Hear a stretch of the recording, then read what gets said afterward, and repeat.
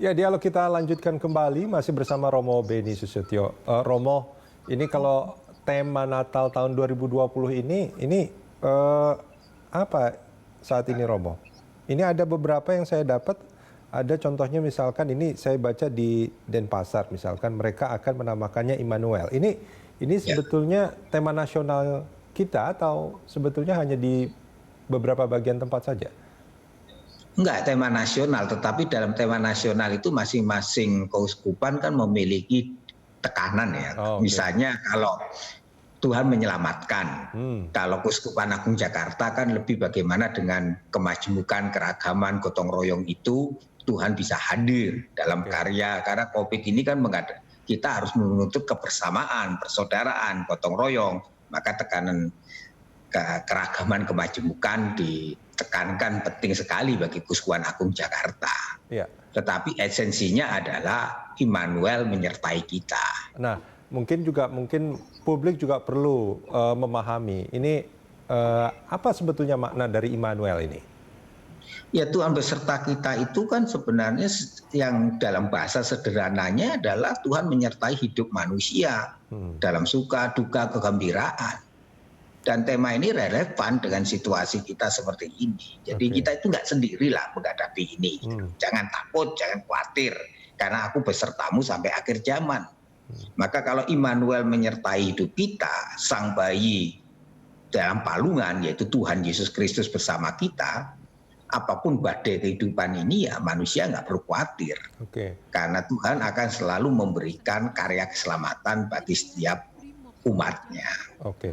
Boleh nggak kalau misalkan saya menyimpulkan bahwa meskipun mungkin boleh saya sebut ini sebagai ujian pandemi ini bagi kita, meskipun mungkin ujiannya ini masih belum selesai, yakinlah Ya, sebetulnya pada ya Tuhan. betul, Begitu betul, kan betul, maksudnya? betul. Ya, jadi meskipun kita menghadapi banyak kesulitan, beban kita, tetapi kita janganlah kita pesimis lah, optimis lah. Tuhan itu beserta kita lah sampai akhir zaman lah. Oke. Jadi ini tidak perlu kita membuat kita itu kecil hati, kehilangan harapan. Justru ini menimbulkan harapan baru karena dengan situasi pandemi ini kan kita bisa menemukan inovasi baru. Ya, ya.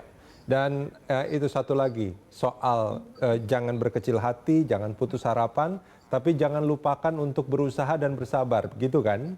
Ya iya, dan itu kan Tuhan selalu menghargai kan segala upaya kemanusia kita. Ya, ya. Tapi memang kita diminta, dituntut saat ini adalah perubahan perilaku sikap hidup kita. Untuk lebih disiplin, Ya. karena dengan disiplin itu kita menyelamatkan sesama kita. Oke. Nah, Romo, ini setiap kali ada perayaan Hari Raya Keagamaan, gitu, termasuk juga di Natal dan Tahun Baru ini, kita lihat sebetulnya banyak sekali orang yang dalam tanda kutip mungkin boleh saya sebutkan agak memaksakan untuk mudik. Benar nggak, Romo? Ya ini kan menjadi tradisi kita ya, tetapi kan kita juga harus melihatnya dalam konteks sekarang ini apakah mudik itu membawa keselamatan atau tidak. Oke. Sebab kita ini kan bisa menularkan saudara teman kita. Maka kalau mudik ya gunakan protokol kesehatan, yakin bahwa Anda sehat, yakin bahwa Anda tidak membawa virus itu. Maka tes sangat valid, sangat dibutuhkan. Oke. Jadi kalau kita mengabaikan itu berarti kan kita membawa risiko bahwa akan tertular keluarga kita, saudara kita, teman kita, sehingga kita ini tidak bertanggung jawab. Oke. Nah, Padahal dalam situasi ini kita diminta untuk bertanggung jawab terhadap keselamatan orang lain.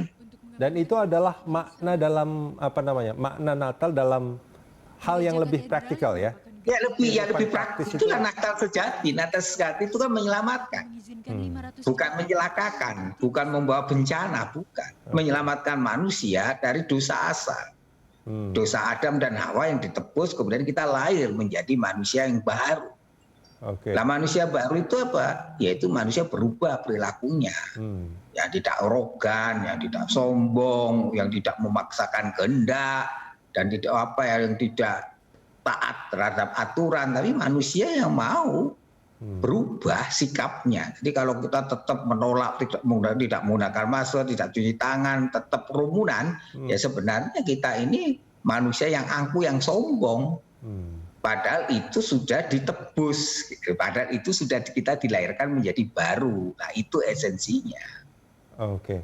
Romo, kalau ada ini nggak, apa namanya, mungkin selama pandemi ini mungkin banyak juga umat yang datang ke Romo mungkin menanyakan soal pandemi ini bagaimana umat Kristiani harus bersikap dan segala macam, Romo mungkin?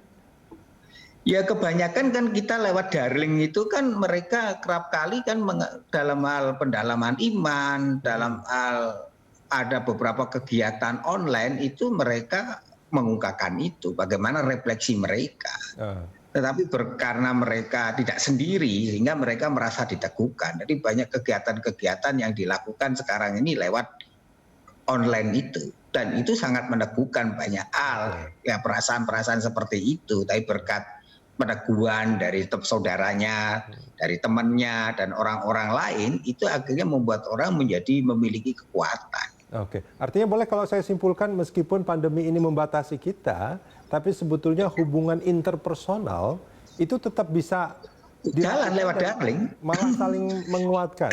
saling meneguhkan dalam situasi ini kan tidak sendiri. Oh, oke. Dan setiap kali kalau kita melihat hampir tiap hari kan kegiatan ada online, pendalaman online, ada orang kegiatan-kegiatan sifatnya online, kegiatan yang lingkungan yang tidak bisa dilakukan dengan tatap muka, mereka menggunakan online. Oke.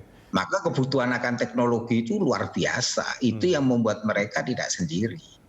Sehingga mereka juga punya grup untuk WhatsApp grup tentang bagaimana mereka menyikapi situasi seperti ini. Oke.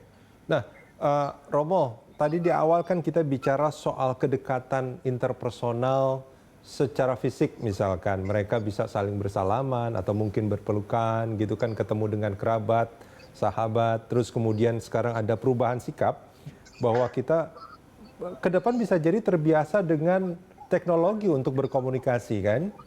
Nah, ada kekhawatiran nggak, Romo, sebetulnya setelah Ya setelah pandemi. setelah pandemi ini orang jadi mungkin udahlah ketemunya Ya itu melalui aplikasi saja gitu, ngobrolnya melalui aplikasi. enggak, pasti manusia itu kerinduan untuk berjumpa terhadap sesamanya itu ada. Hanya kita dalam situasi darurat macam inilah orang akhirnya menyiasati situasi ini dengan cara menggunakan online.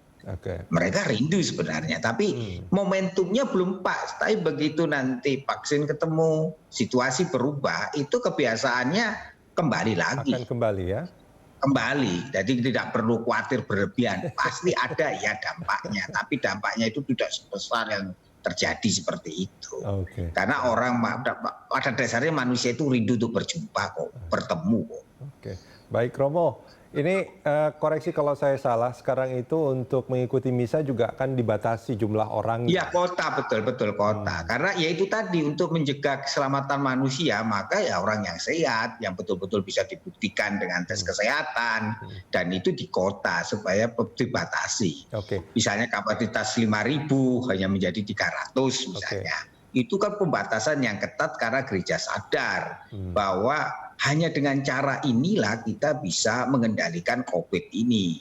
Sehingga kerumunannya itu memang dibuat sedisiplin mungkin. Sehingga tidak ada perjumpaan, tidak ada tatap muka, tidak ada kedekatan. Maka di katedral itu yang biasa 5.000 hanya 300. Dan 300 itu pun 200 di dalam, 100 di halaman. Sehingga ya itu sebenarnya idealnya itu bisa nyambung 5.000, bayangin, dikurangi hanya tinggal 300. Jadi itu menunjukkan serius bahwa kita menghadapi COVID ini tidak bisa kita main-main. Oke. Nah itu untuk mendapatkan kuota itu gimana, Romo? Apakah siapa yang datang? Orang harus lewat lingkungan mendaftar, menunjukkan surat bahwa dia sudah melakukan antigen, kemudian menjalankan protokol kesehatan, itu ada dari kota itu, kemudian mereka datang nanti mendapatkan tanda khusus. Ada tanda, di mana dengan tanda itu orang dengan mudah untuk mengecek juga kalau terjadi apa-apa. Oke, baik Romo. Terakhir mungkin imbauan dari Romo untuk kita semua yang merayakan Natal di tengah pandemi seperti sekarang ini.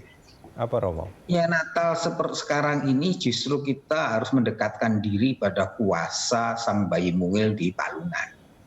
Dan kita yakin bahwa kelahiran Yesus Kristus membawa keselamatan, dan kita dengan menaati protokol kesehatan, cuci tangan dengan air mengalir, menggunakan masker, tidak berkerumun, sebenarnya kita memberikan aktualisasi Natal dalam tindakan yang nyata.